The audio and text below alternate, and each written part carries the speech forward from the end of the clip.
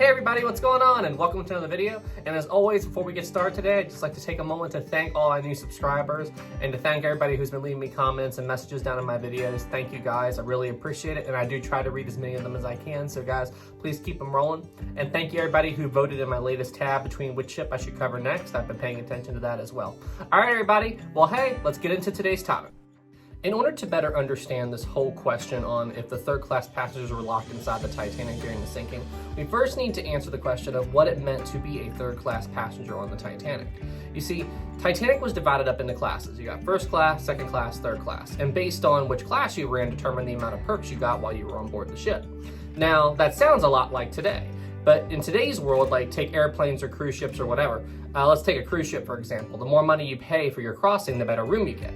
However, that's the only difference. Everybody gets the exact same food, the exact same stuff. You know, there isn't a segregation on people based on what kind of room you have on the ship. Well, however, 100 years ago, that wasn't the case. Each class was divided up into their own sections. So first class had a section, second class had a section, and third class had a section. And it wasn't just the amount of money they paid that determined which section you were in, like in today's world. They had a variety of other factors as well. People in third class were often more likely to have diseases due to the living conditions that they faced at the time. So the whole idea was to try to keep each class separate in order to isolate people from these other levels of hazard. You gotta remember, back then they didn't have the same medications we do today. Nowhere near the same quality of life standards, the basic stuff that we take for granted now. 100 years ago in the time of Titanic, it was a very, very different world. And you see, that brings up another point. A lot of people, when they talk about this topic, don't understand why that people treated the third-class passengers so badly. Well, to be honest, they were not treated badly at all. This is just how life was at the time. And people today make the mistake of putting our modern-day ideals and things that we take for granted on people who lived 100 years ago when the world was very different. So yes, today we might see how they treated the third class as bad, but to the people who were actually in third class, they thought they were being treated very well. They accepted their place in society and they did their best to try to strive to make more money and improve themselves. This is how life was to them at the time. So you have to remember that when you try to pass judgment or think about something that was going on 100 years ago. Now that you have a basic understanding of what first, second, and third class were like on the Titanic, you need to also understand the zones in which the third class passengers were allowed on the ship. So the first and second class passengers had access to the upper parts of the ship, the boat deck, around where the lifeboats are, and so on. However, the third class passengers were not allowed up on that part of the ship. Their primary zones were down here in the front area of the ship and towards the back of the ship. These were the two areas in which the third class passengers would primarily hang out on the ship. And in case you don't know, there were no lifeboats located in these sections of the Titanic. The lifeboats were located on the top of the ship on the main boat deck where the third class passengers were not allowed. So this is one area where this legend or story came from, that the third class passengers were kept from the lifeboats. Another part of this legend came from these big gates that the crew on the Titanic used in order to keep the different classes separate. Now, these gates were primarily used just to make sure that third-class passengers didn't end up in the first or second-class spaces, and the same for the first and second class. They didn't want them going down to third. These were meant just to keep the different classes from interacting with each other. Those gates are another big factor into adding fuel to the fire on this myth or legend, so to speak. That the third class passengers were kept behind these gates, the crew did not let them up, or they only let up small handfuls of them at a time, and kept a huge amount of people deep inside the ship while it was sinking. However, that does not seem to be the case. And another thing you have to remember, these gates were not everywhere. There were areas of the ship where the crew and third-class passengers would meet each other that gave easy access to move from one section of the ship to the other and allowed easy bypass of these gates. It just depended on if you knew about the doorways or not.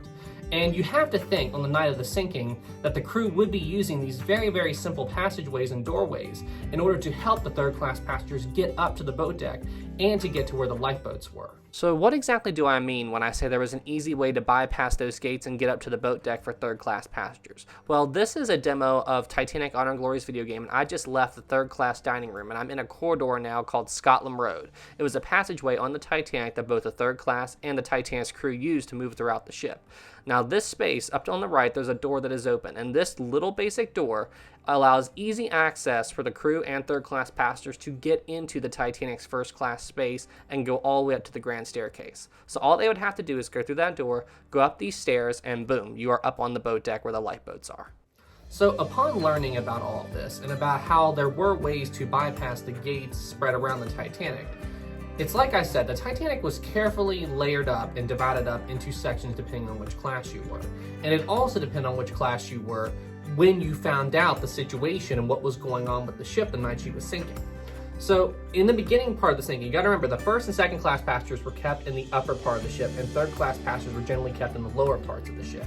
So that is one account as to why there were not that many third class passengers up on the boat deck not long after the initial iceberg impact in the beginning part of the evacuation, was because it was taking more time to get them mobilized because they were in the lower parts of the ship.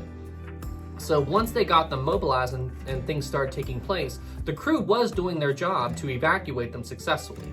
So I did want to find out, though, if there were any true accounts as to the third class passengers actually being deliberately locked behind gates. So I turned to my favorite book, On a Sea of Glass. I'm telling you guys got to get this book. This book is amazing if you're interested in Titanic. But I turned to this book to figure out exactly if there were any stories of third class passengers being deliberately locked below, so I could try to figure out how true they were. In the book, it does mention that there were some accounts of third class passengers being stuck behind locked gates and not being able to open them. However, in the main common areas where the third class passengers were primarily being mobilized and where they were actually being evacuated, it doesn't seem like there was that problem. According to the book, it looks like the whole incident of being stuck behind a locked gate was very few and far between. I'm not saying that it didn't happen, I'm just saying it was very, very uncommon. And it was most likely in areas where the evacuation wasn't really underway and they were gates that the crew simply forgot to unlock. So it doesn't seem like it was very common. But where the crew was actually mustering the passengers and moving them throughout the ship, it doesn't seem like that was the case at all. The crew was doing what they could to get the third class passengers up on deck and get them evacuated. I think a big account for the loss of life on the Titanic and in the third class population was the amount of time it took them to get up on the boat deck, because you got to remember the Titanic had only enough lifeboats for less than half of the people on board. So by the time a lot of the third class passengers got up to the boat deck, most of the lifeboats were most likely gone. So I think that's more of an account to the great loss of life in third class, was not so much that they were stuck or locked inside the ship, it was the amount of time it took them to get mobilized and get up to the boat deck where the lifeboats were. My personal opinion as to why so many of third-class passengers passed away on the Titanic is, like I said earlier, due to the fact that it took them so long to get up to the boat deck, but number two is the fact that they did not know how to get up to the boat deck. It's like I said earlier, where the Titanic was heavily laid out in its class system, most of the third-class passengers remained in the sections they were familiar with. They didn't wander off and try to explore unknown areas of the ship in order to find their way up to the boat deck. So that road or that passageway on Scotland Road that I showed you earlier into first class, if the crew did not show the third-class passengers that doorway, there is no way they would have went through there and just gambled on it taking them up to the boat deck.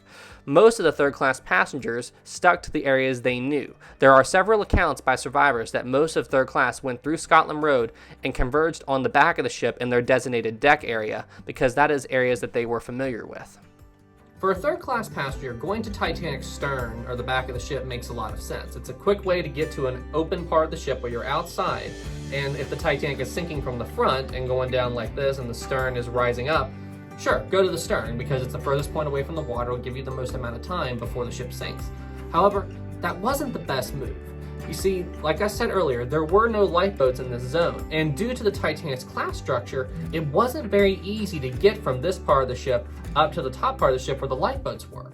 You see, they had a few stairways that could go from like this lower section up to this part, but there were no direct stairways to go from this section up to the higher section of Titanic.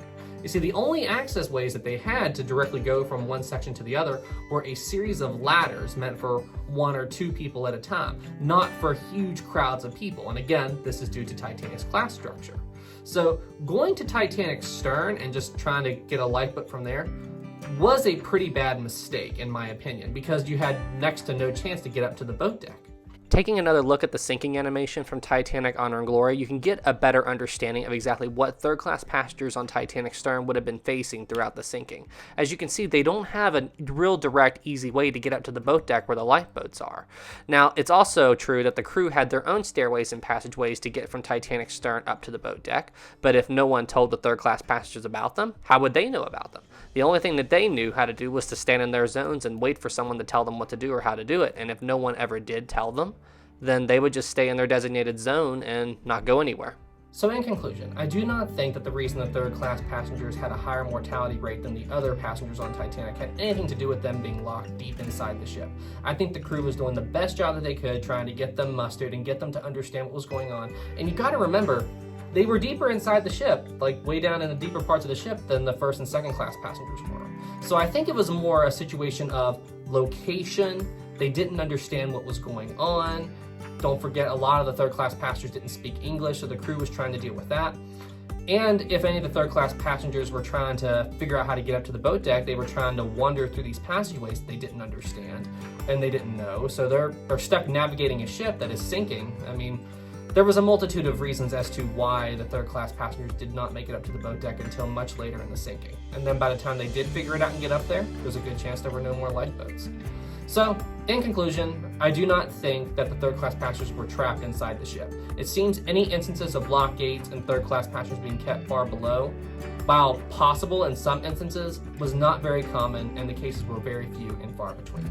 Anyway guys, that's it for this video. Thank you all so much for watching. I hope you were able to learn something and found it fun and insightful and got something out of it. I have a ton of fun making these, and I also have a ton of fun reading the comments, and any video topics, any ideas y'all want me to cover, please leave the comments below. I do my best to read as many of them as I can.